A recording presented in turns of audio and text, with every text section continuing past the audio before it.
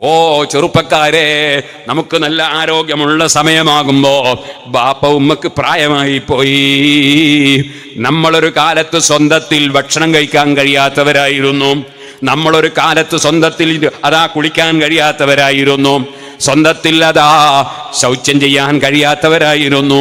അന്ന് നമ്മൾ ഉമ്മയുടെ മടിയിലാണ് കാട്ടിച്ചു വെച്ചത്, ഉമ്മാന്റെ മടിയിലാണ് മൂത്രിച്ചു വെച്ചത്.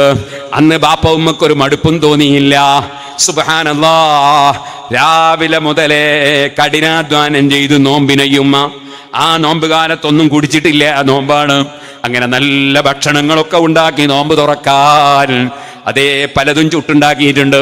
അതിലിടക്ക് ഇങ്ങനെ ഓടിപ്പോകുന്നുണ്ട്. ആ കുഞ്ഞിനെ എടുത്ത് മുല കൊടുക്കുന്നുണ്ട്, കുഞ്ഞിനെ താരാട്ട് വേട്ടി കിടത്തി ഉറക്കുന്നുണ്ട്. അങ്ങനെ ആ ഉമ്മ അധ്വാനിച്ച് ഇടയ്ക്ക് നിസ്കാരവും നിർവഹിച്ചു, സുന്നത്തും നിസ്കരിച്ചു, അല്പം ഖുർആനോദി ദിക്റും ചൊല്ലി പഠിച്ചവനോട് ദുആ ചെയ്യുന്നുണ്ട്.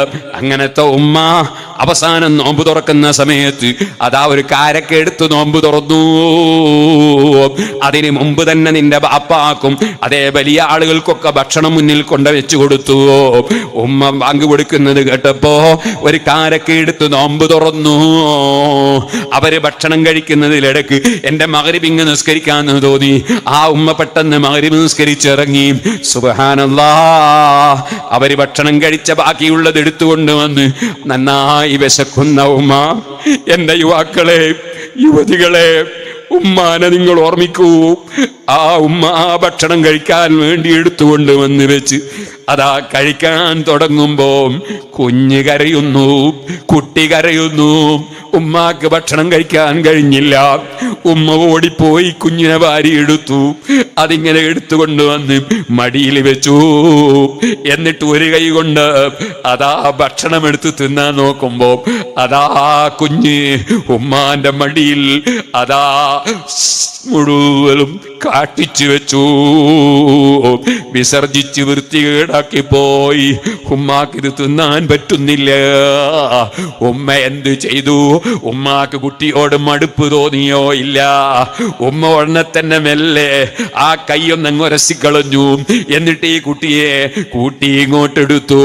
എന്നിട്ട് ഈ കുട്ടിയുടെ കവിളില് രണ്ടു ഉമ്മ കൊടുക്കുകയാണ്, ചുംബിക്കുകയാണ്. നീ എന്നെ പറ്റിച്ചെല്ലടാ. സന്തോഷത്തോടെ വെറുപ്പോടെയല്ല പറഞ്ഞത്, നന്നായി രണ്ട് ചുംബനം കൊടുത്തു. എന്നിട്ട് കൊണ്ടുപോയി കഴുകി വൃത്തിയാക്കി. ആ ഉമ്മാന്റെ ഭക്ഷണം അവിടെ നിന്ന് ഉണങ്ങുന്നുണ്ട് കേട്ടോ.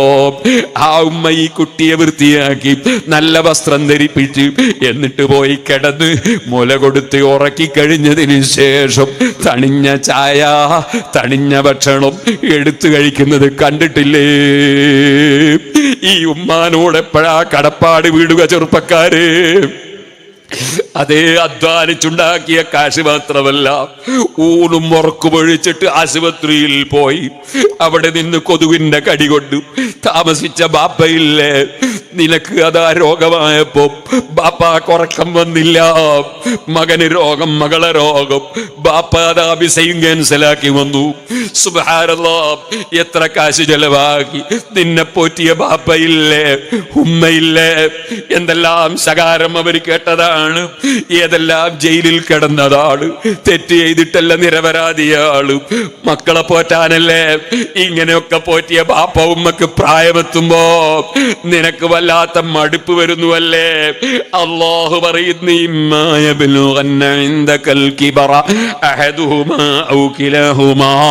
നിന്റെ അടുക്കൽ നിന്റെ ഉമ്മയും ബാപ്പയും അല്ലെങ്കിൽ ഒരാള് അവർക്ക് പ്രായമാകുമ്പോ അവരെ മനസ്സിന് ക്ലേശമുണ്ടാക്കുന്ന ഒരക്ഷരം മിണ്ടിപ്പോകരുതേ. അവരെ മനസ്സിന് വിഷമമുണ്ടാക്കുന്ന ഒരു വാക്ക് നീ പറഞ്ഞു പോകരുതേ. വലാ തൻഹറുമാ, അവരെ നീ വിരട്ടല്ലേ. ഞാൻ പറഞ്ഞില്ലേ എന്നെ കൊണ്ടാവൂല. വിരട്ടുന്ന ശൈലി, ആ ശൈലി നീ ഉപയോഗിക്കല്ലേ. വലാ തൻഹറുമാ വഖുല്ലഹുമാ ഖൗലൻ കരീമാ. ഉമ്മ ബാപ്പയോട് വളരെ മാനമായ, ലളിതമായ, ലോലമായ വാക്ക് പറയൂ. അല്ലാഹ് പറയാണ്, നീ ലോലമായ വാക്ക് പറയൂ. സുബ്ഹാനല്ലാഹ്. നീ വളരുന്ന സമയത്ത് ഓട്ടോറിക്ഷ പോവുക. ഉമ്മാനോട് നീ ചോദിച്ചു എന്താ അമ്മ? ഓട്ടോറിക്ഷ. പിന്നെയും ചോദിച്ചു നീ എന്താ അത്? ഓട്ടോറിക്ഷ. പിന്നെയും ചോദിച്ചു ഓട്ടോറിക്ഷ. 100 പ്രാവശ്യം പറഞ്ഞു നിനക്ക് പാടാകുന്നില്ല. അവസാനം ഓട്ടോറിക്ഷന്ന് പറഞ്ഞു. അല്ലേ?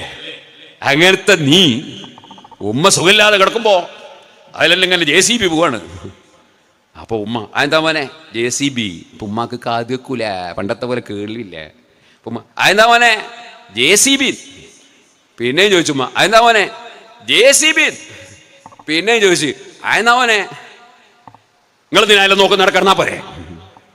എടാ മനുഷ്യ, നിനക്ക് ഓട്ടോറിക്ഷന്റെ പേര് പഠിപ്പിച്ചതാരാ? JCBന്റെ പേര് പഠിപ്പിച്ചതാരാ?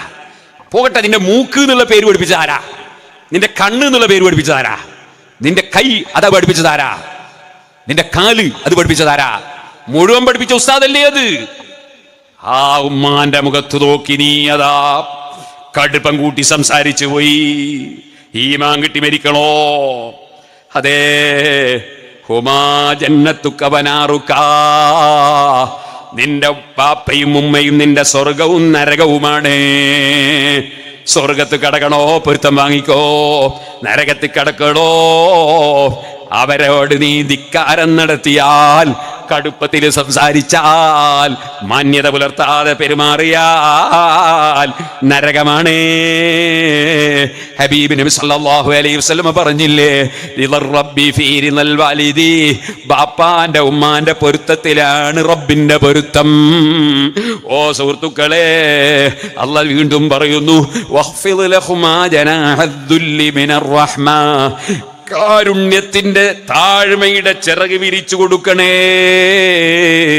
നീ കണ്ടിട്ടുണ്ടോ കോഴികൾ ചിറകതാ ഉയർത്തിയിട്ട് കുട്ടികളെ ചിറകിന്റെ ഉള്ളിൽ ഒതുക്കി നിർത്തി സംരക്ഷിക്കുന്നു സ്നേഹത്തോടെ?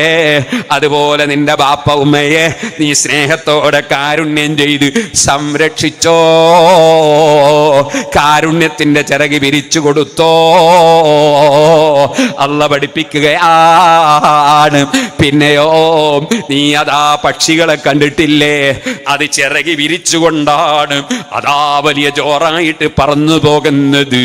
എന്നാൽ ജോറ് കാണിക്കാതെ താഴ്മ കാണിച്ചുകൊണ്ട് പറക്കലൊക്കെ നിർത്തിയിട്ട് 2 ചിറകും ഒപ്പിച്ച് പിടിച്ച് കൂട്ടിപ്പിടിക്കുന്നത് കണ്ടില്ലേ?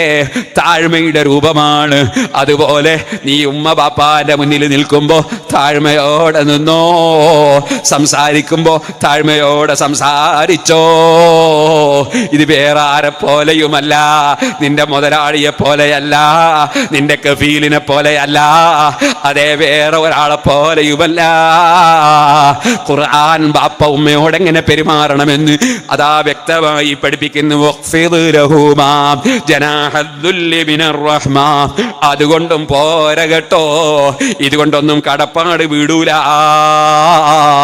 നിന്റെ അതേ കാട്ടവും മൂത്രവും പേറിയിട്ട് നിന്നെ ബാപ്പ ഉമ്മമാര് വളർത്തിയത് നീ വളർന്ന് വലുതായി കാണാനാണ്. രോഗത്ത് കിടക്കുന്ന ഉമ്മ ബാപ്പാനെ നീ നോക്കുന്നതോ വലുതായി കാണാനല്ല, ഒന്ന് മരിച്ചു കിട്ടാനാണ്. ഇത് രണ്ടും ഒരുപോലെ ആകുമോ? നീ ബാപ്പ ഉമ്മയെ നോക്കുന്നത് ഇങ്ങനെ നോക്കി നോക്കി അങ്ങ് യാത്രയാക്കണം, അങ്ങനെയാണ്. നിന്നെ അവര് നോക്കിയതോ നിന്നെ വളർത്തി വളർത്തി വലുതാക്കണം, അതിനാണ്. ഇത് രണ്ടും തമ്മിൽ ഒക്കുമോ? കടപ്പാട് വീടൂല.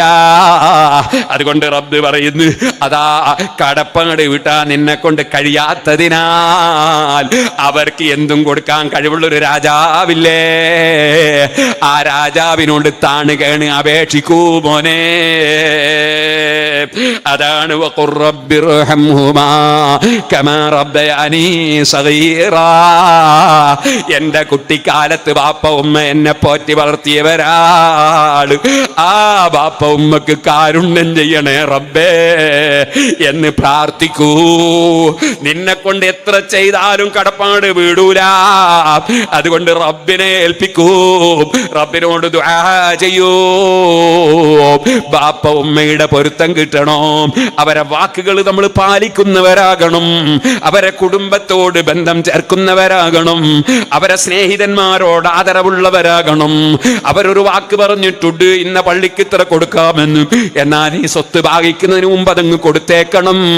ബാപ്പ ഉമ്മക്ക് അതാ ഹജ്ജിന് പോകാൻ കഴിഞ്ഞിട്ടില്ല, അവർക്ക് സ്വത്തുണ്ട്, അവരെ കാലത്ത് സ്വത്തിന് വിലയില്ല. നിന്റെ കാലത്ത് 1 സെന്റ് വിറ്റാ 4 ഹജ്ജിന് പോകാം. നീ ആ സ്വത്ത് ഭാഗിക്കുമ്പോ അവരെ ഹജ്ജിന് വേണ്ടിയുള്ള കാശ് മാറ്റി വെച്ചിട്ടല്ലാതെ നീ അതാ സ്വത്ത് ഭാഗിച്ചെടുത്തുകൂടാ. അത് മാറ്റിവെക്കണം. അത് സംഖ്യ കൊടുത്തിട്ടാണെങ്കിലും ഒരാളെ കൊണ്ട് ഹജ്ജ് ചെയ്യിക്കണം. ഇനി നിനക്ക് തന്നെ ചെയ്യാം, പക്ഷേ നീ ആദ്യം നിന്റെ സ്വന്തം ഹജ്ജ് ചെയ്തവനാകണം, അല്ലെങ്കിൽ നിനക്ക് ചെയ്യാൻ പറ്റൂല. അവർക്ക് കടങ്ങളുണ്ട്, അത് വീട്ടാൻ നീ ശ്രമിക്കണം. നീ ആ കടം വീട്ടുന്ന മകനാകണം, മകളാകണം. ബാപ്പ ഉമ്മാനെ മറന്നുകൊണ്ടുള്ളൊരു ജീവിതം പറ്റൂല. അവരെ ആഖിറത്തിൽ രക്ഷപ്പെടുത്തുന്ന ജീവിതമാകണം. അവരെ ഖബറിനടുക്കൽ പോയി സിയാറത്ത് ചെയ്യണം. അതേ, അത് പുരുഷന്മാർക്കാണ്, സ്ത്രീകൾക്ക് അത് കറാഹത്താണ്. സ്ത്രീകൾ കുടുംബത്തിന്റെ ഖബർ സിയാറത്ത് ചെയ്യരുതെന്നാണ്. കാരണം സ്ത്രീകൾക്ക് അവിടെ എത്തിയാൽ അവർക്ക് മനക്കരുത്ത് കുറഞ്ഞ് അവർ ചിലപ്പോൾ വേദനിച്ച് പൊട്ടിക്കരഞ്ഞു പോകും. അതുകൊണ്ട് മനക്കരുത്തുള്ള പുരുഷന്മാർക്ക് മാത്രമേ കുടുംബത്തിന്റെ ഖബർ സിയാറത്ത് സുന്നത്തുള്ളൂ. അല്ലാത്ത ഖബറുകൾ ഔലിയാക്കൾ അമ്പിയാക്കളുടേതാണെങ്കിൽ അത് സ്ത്രീകൾക്കും സുന്നത്തുണ്ട്. ഇമാമിങ്ങൾ അതൊക്കെ വിവരിച്ചിട്ടുണ്ട്. ഏതായാലും ഓ പുരുഷന്മാരെ, ഖബർ സിയാറത്ത് ചെയ്യണം. ഞാൻ പറയട്ടെ, പഴയ കാലത്തൊക്കെ ഞങ്ങളുടെ നാട്ടിൽ വെള്ളിയാഴ്ച ജുമഅക്ക്, ആ ജുമഅ കഴിഞ്ഞതിന് ശേഷം അതേ ദിക്റും ദുആയും കഴിഞ്ഞിട്ട് പിന്നെ ഒരു ഫാത്തിഹ ഓതി ദുആ ചെയ്യുന്ന പതിവുണ്ട്. അതെന്തിനാണെന്നറിയോ? ബാപ്പ ഉമ്മയുടെ ഖബറിങ്കൽ പോകാൻ ചിലപ്പോൾ നമ്മളെ കൊണ്ട് കഴിഞ്ഞില്ലെന്ന് വരും. കഴിഞ്ഞാലും കഴിഞ്ഞില്ലെങ്കിലും അവരെ പേരിൽ ഫാത്തിഹ ഓതി ദുആ ചെയ്തുകൊണ്ട്, ഇത് വെള്ളിയാഴ്ചയല്ലേ, വെള്ളിയാഴ്ച ഈദുൽ മുഅ്മിനീൻ, മുഅ്മിനീങ്ങളെ പെരുന്നാളല്ലേ, ആ പെരുന്നാളിന് വലിയ സന്തോഷമല്ലേ, ആ സന്തോഷത്തിൽ വന്ന് ജുമഅക്ക് കൂടാൻ ബാപ്പക്ക് കഴിഞ്ഞില്ലല്ലോ. അതുപോലെ തന്നെ ഉമ്മാക്കതാ അൽകഹഫ് ഓതാൻ കഴിഞ്ഞില്ലല്ലോ. അൽകഹഫ് ഓതൽ സ്ത്രീകൾക്കും സുന്നത്തുണ്ട്, സലാത്ത് വർദ്ധിപ്പിക്കൽ സുന്നത്തുണ്ട്. അതുകൊണ്ട് തന്നെ ജുമഅക്ക് വന്നവർ ജുമഅന്റെ മുമ്പ് ചെയ്യേണ്ടത് അത്തരം പണിയാണ്. അവിടെ ഒരു പ്രസംഗം പാസാക്കലല്ല. അങ്ങനെ ഒരു പ്രസംഗം ഇസ്ലാമിലില്ല. ഓ സുഹൃത്തുക്കളെ, ആ ബാപ്പ ഉമ്മയെ സന്തോഷിപ്പിക്കാൻ അവരെ പേരിൽ ഫാത്തിഹ ഓതിയിട്ടൊരു ദുആ. ഇതുപോലെ നിന്റെ മകളെ നിക്കാഹ് നിശ്ചയിക്കുമ്പോ, നിന്റെ മകന്റെ നിക്കാഹ് നിശ്ചയിക്കുമ്പോ ആ ബാപ്പ ഉമ്മക്ക് അന്നത്തെ ബിരിയാണി കൊടുക്കാൻ കഴിയൂല, നിക്കാഹിന്റെ സദ്യ കൊടുക്കാൻ കഴിയൂല, സൽക്കാരത്തിന്റെ സദ്യ കൊടുക്കാൻ കഴിയൂല. അപ്പൊ അവരെ പേരിൽ അൽ ഫാത്തിഹ, ഫാത്തിഹ ഓതിയിട്ടൊരു ദുആ അവരെ ഖബറിൽ വലിയ സന്തോഷമായി പോയി. എന്റെ പേരക്കുട്ടിയുടെ നിക്കാഹിന് എനിക്ക് ഖബറിൽ സന്തോഷം കിട്ടിപ്പോയി.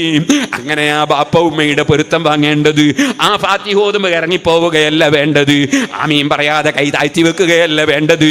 അല്ലാഹുമ്മ ഗ്ഫിർ ലഹും, അവർക്ക് പുറത്തു കൊടുക്കണേ എന്ന് പറയുമ്പോ ആമീൻ പറയുകയാണ് വേണ്ടത്. ബാപ്പ ഉമ്മയോടുള്ള കടപ്പാട് തീരൂല, അത് മരിച്ചതിന് ശേഷവും തീരൂല. ഞാൻ നേരത്തെ പറഞ്ഞില്ലേ, സഅദ് റളിയല്ലാഹു അൻഹു വന്നിട്ട് ഏറ്റവും നല്ല സദഖ ഏതാണെന്നല്ലേ ചോദിച്ചത്. കിണർ കുഴിച്ചിട്ട് ഉമ്മാന്റെ പേരിൽ അതാ ദാനം ചെയ്യുകയല്ലേ ചെയ്തത്. അതുപോലെ കണ്ടില്ലേ, വേറെ ഒരു സഹാബി വന്നിട്ട് ചോദിക്കുന്നു, ഇന്ന ഉമ്മി യാ റസൂലല്ലാഹ്, എന്റെ ഉമ്മ പെട്ടെന്ന് മരിച്ചുപോയി. ഉമ്മാന്റെ പേരിൽ ഞാൻ ധർമ്മം ചെയ്താൽ ഉമ്മാക്ക് ഫലം കിട്ടുമോ, അതിന്റെ പ്രതിഫലം കിട്ടുമോ? ഹബീബ് റസൂലുള്ളാഹിന്റെ മറുപടി ഇമാം ബുഖാരി റിപ്പോർട്ട് ചെയ്യുന്നു, ഖാല നഅം, അതേ ഉമ്മാക്ക് പ്രതിഫലം കിട്ടും. സുബ്ഹാനല്ലാഹ്, അല്ലാഹുവിന്റെ ഖുർആൻ ഓതിയിട്ട് അലൈസ ലിൽ ഇൻസാനി ഇല്ലാ മാ സഅ, മനുഷ്യന് അവൻ ചെയ്തതേ കിട്ടുള്ളൂ എന്ന് പറഞ്ഞിട്ട് ബാപ്പ ഉമ്മാന്റെ പേരിൽ മക്കൾ ചെയ്യുന്ന അമലുകൾ, ഖുർആൻ ഓതുന്നത്, ദുആ നടത്തുന്നത്, ദിക്ർ ചൊല്ലുന്നത്, അവരെ പേരിൽ സദഖ ചെയ്യുന്നത് തടയുന്നവരില്ലേ, അവർ ഇസ്ലാമിന്റെ ശത്രുക്കളാണ്, മരിച്ചവരെ ശത്രുക്കളാണ്. അല്ലാഹും റസൂലും പഠിപ്പിച്ചത് ഓർമ്മിക്കണേ. ആ ആയത്തിൽ പറഞ്ഞതിന്റെ മാന എന്താണ്? അതിനൊരുപാട് വ്യാഖ്യാനങ്ങൾ പണ്ഡിതന്മാര് പറഞ്ഞിട്ടുണ്ട്. അതിലൊരു വ്യാഖ്യാനം ഞാൻ പറയട്ടെ. വഅലൈസ ലിൽ ഇൻസാനി ഇല്ലാ മാ സഅ, ഈമാനുള്ളവർക്ക് ആരെന്ത് ചെയ്താലും ഫലം കിട്ടുള്ളൂ. അപ്പൊ ഈമാൻ എന്ന പ്രവർത്തനം ചെയ്ത മുഅ്മിനീങ്ങൾ, അവർക്ക് ഈമാൻ ഉള്ളത് കൊണ്ടാണല്ലോ ഫലം കിട്ടുന്നത്. അപ്പൊ അവരെ പ്രവർത്തനം അതിന്റെ പിന്നിലുണ്ടല്ലോ. ഇത് ഒരു തഫ്സീറാണ്. അബൂജഹലിന്റെ മോനാണ് ഇക്രിമത്ത് ഇബ്നു അബീ ജഹൽ റളിയല്ലാഹു അൻഹു. അത് മോനാണ്, പക്ഷേ സഹാബിയാണ്. ഇക്രിമത്ത് സഹാബിയാണ്. അബൂജഹലിന്റെ പേരിൽ ഇക്രിമത്ത് സദഖ ചെയ്ത അബൂജഹലിന് കിട്ടുമോ? കിട്ടൂല. കാരണം അബൂജഹലിന് ഈമാനില്ല. അതാണ് ഇല്ലാമാ സഅ. അവനവന്റെ ഈമാൻ സ്വീകരിച്ചാലേ മറ്റുള്ളവർ ചെയ്ത ഫലം കിട്ടൂന്നാണ് ആയത്തിന്റെ തഫ്സീർ എന്ന് പല ഇമാമിങ്ങളും വിവരിച്ചിട്ടുണ്ട്. വേറെയും ചില വ്യാഖ്യാനങ്ങളുണ്ട്. അതേ സമയത്ത് മരിച്ചവരുടെ പേരിൽ സദഖ ചെയ്താൽ, മരിച്ചവരുടെ പേരിൽ ഖുർആൻ ഓതിയാൽ, മരിച്ചവരുടെ പേരിൽ ദുആ നടത്തിയാൽ, മരിച്ചവരുടെ പേരിൽ ദിക്ർ ചൊല്ലിയാൽ അതാ മരിച്ചവർക്ക് ഫലം കിട്ടുമെന്നതിൽ ബിത്തിഫാഖിൽ മുസ്ലിമീൻ, ഒരു മുസ്ലിം പണ്ഡിതനും ഒരു മുസ്ലിമിനും തർക്കമില്ല എന്ന് തർക്കം വലിച്ചു കൊണ്ടുവരുന്നവരുടെ നേതാവായി അവർ പരിചയപ്പെടുത്തുന്ന ഇബ്നു തൈമിയ്യ തന്നെ അദ്ദേഹത്തിന്റെ ഫതാവയിൽ പറഞ്ഞ വാചകമാണ്. അതേ, മൻ തസദ്ദഖ, ആരെങ്കിലും ധർമ്മം ചെയ്താൽ, അതേ അലൽ മയ്യിത്തി, മയ്യിത്തിന്റെ പേരിൽ ധർമ്മം ചെയ്താൽ, ലിമൻ യഖ്റഉൽ ഖുർആന വഗൈരിഹിം, മയ്യിത്തിന്റെ പേരിൽ ഖുർആൻ ഓതുന്നവർക്കോ അല്ലാത്തവർക്കോ മയ്യിത്തിന്റെ പേരിൽ വല്ലവനും ധർമ്മം ചെയ്താൽ, അതേ യംഫഉഹു ദാലിക ബിത്തിഫാഖിൽ മുസ്ലിമീൻ, ഒരു മുസ്ലിമിനും തർക്കമില്ല, മയ്യിത്തിന് ഫലം കിട്ടും. സുഹൃത്തുക്കളെ, അല്ലാഹുവിന്റെ ദീനനുസരിച്ച് ജീവിച്ചു വന്ന നമ്മുടെ മുൻഗാമികൾ ആ മഹാന്മാരെ പാത പിന്തുടർന്നുകൊണ്ട് അല്ലാഹുവിന്റെ ദീനനുസരിച്ച് ജീവിക്കണം. ബാപ്പ ഉമ്മ മരിച്ചിട്ട് ആ ബാപ്പ ഉമ്മാന്റെ പേരിൽ ഒന്നും ചെയ്യാതെ നമ്മുടെ ജീവിതം കൊണ്ടുപോകല്ലേ, അവർക്ക് പ്രാർത്ഥിക്കാതെ ജീവിക്കല്ലേ. ചില മഹാന്മാര് പറഞ്ഞു, 5 വഖത്തിലും നീ അവരുടെ പേരിൽ ദുആ നടത്തിക്കോ. നമ്മളെ ഇമാമിങ്ങൾ ദുആ ചെയ്യുമ്പോ റബ്ബന ഗ്ഫിർ ലനാ വലിവാലിദീന, മാതാപിതാക്കളെ പേരിൽ ദുആ ചെയ്യുന്നില്ലേ നിസ്കാര ശേഷം? അതിന് ആമീൻ പറയാനും നിനക്ക് നേരമില്ല അല്ലേ? അങ്ങനെയാണോ ബാപ്പ ഉമ്മയോട് നന്ദി കാണിക്കേണ്ടത്? ഓ സുഹൃത്തുക്കളെ, റബ്ബതിന്റെ ശേഷം പറയാണ്, റബ്ബുക്കും അഅലമു ബിമാ ഫീ നുഫൂസിക്കും, നിങ്ങളെ മനസ്സിലുള്ളതൊക്കെ റബ്ബിന് നന്നായി അറിയാം. റബ്ബിന് നിങ്ങളെ മനസ്സിലുള്ളത് അറിയാം. നിനക്ക് നിന്റെ ഭാര്യയോടാണോ ഉമ്മയോടാണോ പരിഗണന? ബാപ്പയോടാണോ അമ്മോശനാണോ പരിഗണന? നിന്റെ സ്നേഹിതനോടാണോ ജേട്ടനോടാണോ പരിഗണന? നിന്റെ മനസ്സിലുള്ളത് റബ്ബിനറിയാം. ഇൻ തകൂനു സാലിഹീന, നിങ്ങൾ നല്ലവരായാൽ ഫഇന്നഹു കാന ലില്ലവ്വാബീന ഗഫൂറാ, അല്ലാഹുവിലേക്ക് ധാരാളമായി മനസ്സുകൊണ്ട് മടങ്ങുന്നവർക്ക് അല്ലാഹ് ധാരാളം പൊറുത്തു കൊടുക്കുന്നവനാണ്. മനസ്സ് റബ്ബിലേക്ക് മടങ്ങി ജീവിക്കണം, ആ റബ്ബിനെ അനുസരിച്ച് ജീവിക്കണം.